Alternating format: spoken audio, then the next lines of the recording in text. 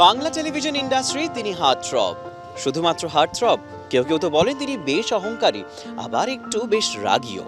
But সত্যি কি তাই? এই মুহূর্তে দাঁড়িয়ে হিন্দি টেলিভিশনে তার আত্মপ্রকাশ তো হয়ে গিয়েছে। তেজাসের চরিত্র তাকে দেখছেন, ভালোবাসছেন, আবার কোথাও একটু রাগও হচ্ছে।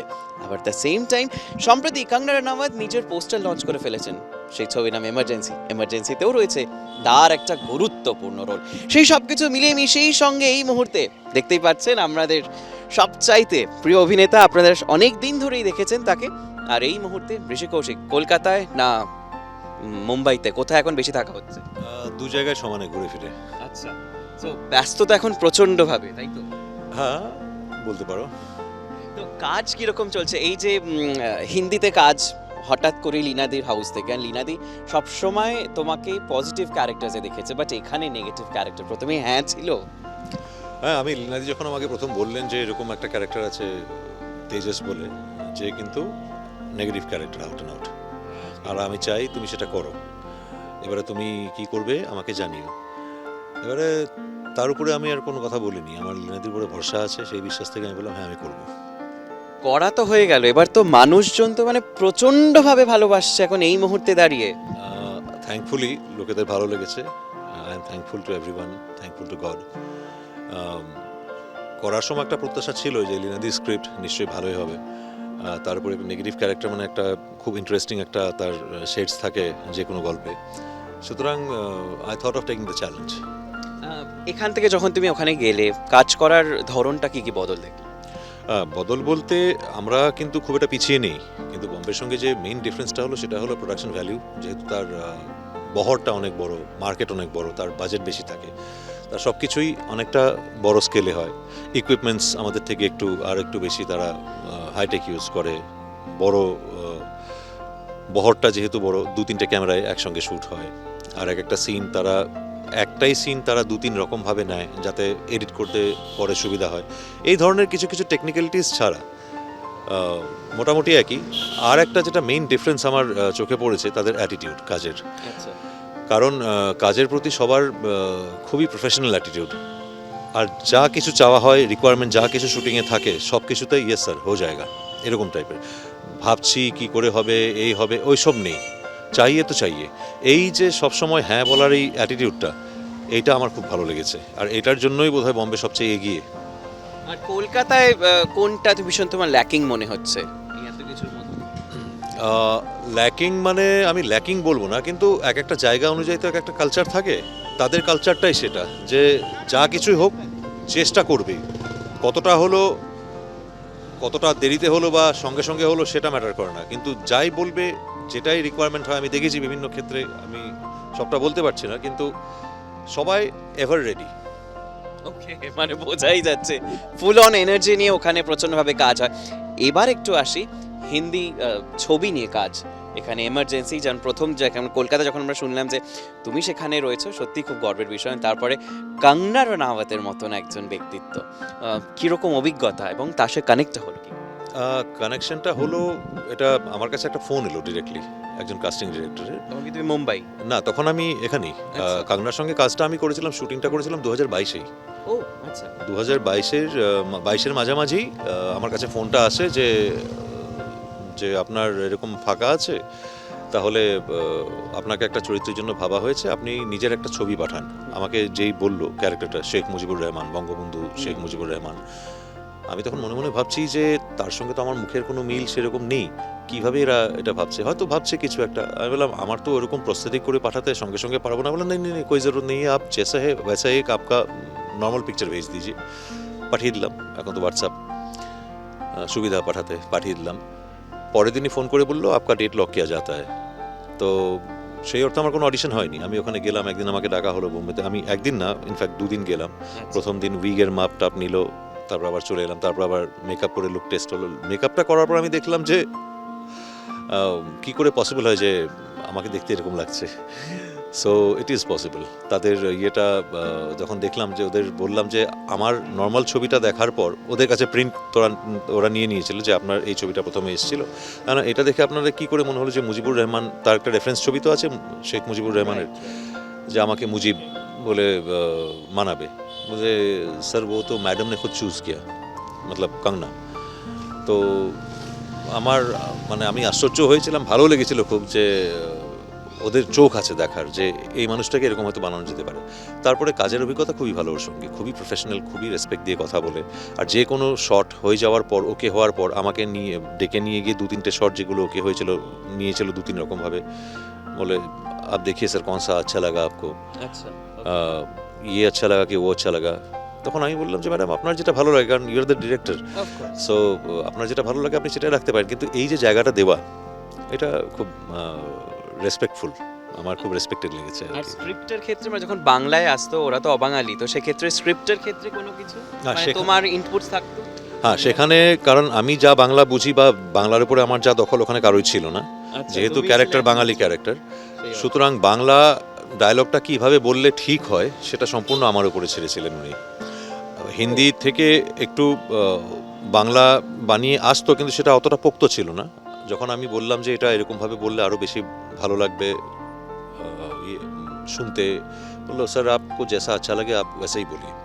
ডাবিংয়ের সময় আমি হিন্দিতেও করেছি, বাংলাতে ডাব করেছি, কিন্তু ডাবিংয়ের সময়ও উনি বলে দিয়েছেন যে হিন্দিটুকুই ওনাকে দিয়ে করা, এটার বাংলা উনি নিজেই করবেন, মানে বাইরে থেকে উনি ট্রান্সলেট করিয়ে আনেননি, ওটা পুরোটা আমার উপর দিয়েছে। Exact হয় উচ্চারণ এন্ড অল। এক্স্যাক্টলি।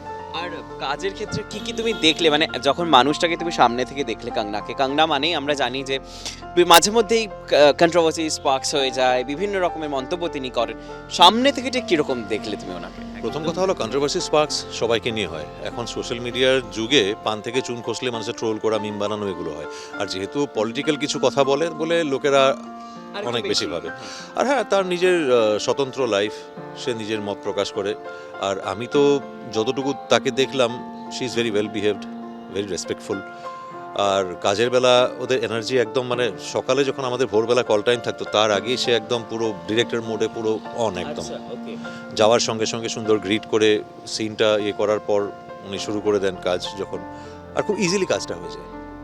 ওকে, মানে এরকম নয় যে আজকে এই কাজটা রয়ে গেল, চলো আজকে ছেড়ে দাও, দেন নেক্সট না, যেটা হবে সেটা আজকেরটা আমার এইটা চাই, বা এরকম মার্ক করে দিতেন বা এরকম কোনো না না সেরকম strict নিয়ম না না ছিল? সেরকম কিছু নয়, রিকোয়ারমেন্ট যেরকম থাকবে তখন শুটিং লম্বাও হতে পারে বা আগে হয়ে গেলে আগেও হয়ে যেতে পারে। কাজের বেলা কম্প্রোমাইজ করে এগুলো কিছু হয় না যে এখনই করতে হবে। এবারে আমি যেটা বললাম বম্বের অ্যাটিটিউডটা, সেটা হলো রিকোয়ারমেন্টস সব ঠিক আছে কিনা, যে এই জিনিসটা দরকার হয়েছে, এটা লাগবে। আমি যেটা সিরিয়ালের ক্ষেত্রে অভিজ্ঞতাটা ভাগ করলাম, তার বাদে শুটিংয়ের জন্য যে টাইমটা ভালোভাবে করতে হবে সেটা তো করতেই হবে, সেটা কাজের কোয়ালিটি কম্প্রোমাইজ করে কখনোই নয়। বঙ্গবন্ধুর চরিত্র করতে যাওয়া মানে কিন্তু একটা আলাদা একটা প্রেশারও থাকে, কারণ যেহেতু একটা বাঙালি চরিত্র, এপার বাংলা ওপার বাংলার কাছে তিনি তাকে নিয়ে চর্চা প্রচুর হয়, এবং তুমি হিন্দি ছবিতে সেখানে যাচ্ছ, তো সেক্ষেত্রে কোন কোন দিকগুলো ভীষণভাবে মাথায় রাখতে হচ্ছে, যে না, আমি এই বডি মুভমেন্টস এরকম, এই ডায়লগটা কি এটা ঠিক যাচ্ছে কি যাচ্ছে না, মানে কি কি দিকগুলো আমার টেনশন কাজ করতো? এক্স্যাক্টলি, আমি বঙ্গবন্ধুকে খুব ভালোভাবে জানি, এই কথাটা কখনো বলতে পারবো না, সেটা আমার ভুল বলা হবে, কিন্তু তাও মানে বাঙালি কালচারের সঙ্গে আমি যেহেতু ওতপ্রোতভাবে জড়িত আর জানি, চিনি, অনেকটা তো বুঝি, প্লাস ওনার কিছু ভিডিওজ আমি দেখেছিলাম কিভাবে উনি কথা বলতেন, একটা ভাষণ দেওয়ার সময় কিরকম কি থাকে, সেখান থেকে আমি আমার হোমওয়ার্কটা করে সেরকমভাবে করার চেষ্টা করেছি, যতটুকু আমার অবজারভেশনে এসেছে। আর এই মুহূর্তে তুমি কি তাহলে ভাবছো যে এটা সেরা একেবারে তোমার, কারণ তুমি বাংলা ছবিতেও কাজ করো, সৃজিতের ছবিতে রয়েছে, সৃজিত রয়েছে সেখানে, আমি যদি বলি তরুণ মজুমদার রয়েছে, ঋতুপর্ণ ঘোষ রয়েছে, এখন এই মুহূর্তে কাংনা, তো কাকে তুমি এগিয়ে রাখছো রেসে এই মুহূর্তে, বা সেরা কি এইটাই তাহলে সেই অর্থে এখনো অবধি? না, নট ইয়েট। আমি সব কিছুই, মানে সব অভিজ্ঞতা একে অপর থেকে আলাদা, আর সবটাই নিজের নিজের জায়গায় পুরো ইউনিক এক একটা অভিজ্ঞতা, কিন্তু আমি সেরা বলে কাউকে এখনই মার্ক করতে চাই না, কারণ আমি সবটাতে নিজে সেরাটা দেওয়ার চেষ্টা করি, আর সবটাই আমার খুব কাছের, আর যখন ফাইনালি যখন কাজটা গিয়ে অ্যাপ্রিসিয়েটেড হয় তখন আমার খুব ভালো লাগে, আর সেটাই আমার সবচেয়ে বড় প্রাপ্তি। আর বাংলায় কাজ সেরকম ভাবে তোমাকে আমরা ছবিতে পাইনি, মানে যে রেগুলার বেস, ক্রান্তি হয়েছে, ক্রান্তির পর আমরা ভেবেছিলাম যে হয়তো তোমাকে এরকম সেই নেগেটিভ ক্যারেক্টার আরও হয়তো পাবো এরকম ভাবে, কিন্তু সেরকম ভাবে পেলাম না, বিভিন্ন এক একজন একটা চরিত্র দিয়ে দিয়ে তোমাকে কাজ করেছে, কিন্তু সেরকম ভাবে পাইনি। বাট কেন বাংলা কি তোমাকে এক্সপ্লোর সেভাবে করলো না? টেলিভিশন মানে ট্যাগটাই রয়ে গেল। ট্যাগ আমি বিশ্বাস করি না, কারণ প্রত্যেক সিনেমা করলে তো সিনেমাই ট্যাগ থেকে যায় মানুষের, তাকে তো কখনো কেউ জিজ্ঞেস করে না যে তোমার টেলিভিশনটা কেন করা হলো না, সিনেমায় ট্যাগে থেকে গেলে। এই ট্যাগটা আসলে আমি বলি, টেলিভিশনের থেকে সবসময় মানুষের মনে থাকে যে সিনেমা করাটা একটা উত্তরণ, সেই দিক থেকে তুমি ট্যাগ কথাটা বলছো। এবারে কোনো তুমি ফিল্ম আর্টিস্টকে যারা পুরোদস্তু সিনেমায় করে এসছে তাদের কি কখনো আজ অব্দি বলেছো যে তুমি সিনেমাতে ট্যাগড হয়ে গেলে টেলিভিশনে সেরকমভাবে পাওয়া গেল না? সেই প্রশ্নটা কিন্তু তুমি নিশ্চয় করোনি, এটা আমি বলতে পারি, কারণ আমি কাউকে বলতে শুনিনি। ব্যাপারটা আমি ওই জন্য ট্যাগড হিসাবে ভাবি না এটা, কারণ দুটোই একটা মিডিয়াম। আমি যেটাতে একটাতে বেশি ফোকাস করার সুযোগ পেয়েছি, সেখান থেকে সবচেয়ে বেশি আমার প্রাপ্য হয়েছে, সেটা আমার টেলিভিশন, নো ডাউট। এবার টেলিভিশন করতে করতে আমার যা স্কুলিং হয়েছে সেগুলো আমি যখন আমি সিনেমায় গিয়ে কাজে লাগাবার সুযোগ পেয়েছি, আমি সেটা কাজে লাগানোর চেষ্টা করেছি। এটা এরকমভাবে আমি দেখি। আচ্ছা, বেশ। নতুন আর কি কাজ আসছে একদম শেষে? নতুন কাজ বলতে আমি অঙ্কুশের একটা সিনেমা হচ্ছে, অঙ্কুশের হাউস থেকে প্রথম সিনেমা করছে মির্জা। আমি সেখানে একটা রোল করেছি, পুলিশ অফিসার ক্যারেক্টার। তারপরে একটা জি5-এ একটা পাঁচ বালিশ, যেটা ওয়ার্কিং টাইটেল পাঁচ বালিশ এখনও হয়ে রয়েছে, জি5-এর জন্য একটা থ্রিলার। আমি সেখানেও একজন পুলিশ অফিসারই কোইন্সিডেন্টালি কমপ্লিট করলাম। মির্জার কাজও আমি অলমোস্ট কমপ্লিট করলাম। তারপরে আর একটা ছবি এখনও চলছে, শুটিং কমপ্লিট হয়নি, অশোক বিশ্বনাথনের।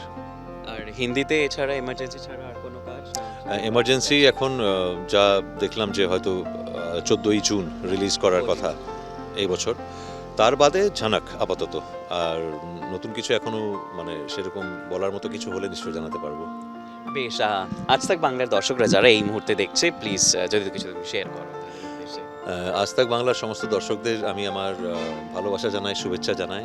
আর এটাই বলবো, আপনারা যেরকম ভালোবাসা আমাকে দিয়েছেন সেরকম ভালোবাসা দেবেন, আমার সঙ্গে থাকবেন। প্লিজ প্রার্থনা করবেন যাতে আমি আরও ভালো করতে পারি, আপনাদের আরও ভালোভাবে এন্টারটেইন করতে পারি। সকলে খুব ভালো থাকবেন। বেস্ট উইশেস ঋষিদা, খুব ভালো হোক তোমার এই নতুন জার্নি। আর এরকম নানান এন্টারটেনমেন্টের রেগুলার আপডেটস, গসিপসের জন্য, এন্টারটেনমেন্টের রেগুলার ডোজের জন্য অবশ্যই চোখ রাখতে হবে আজ তাক বাংলায়। ক্যামেরা পার্সন প্রসূনের সঙ্গে অরুণাভ, আজ তাক বাংলা, কলকাতা।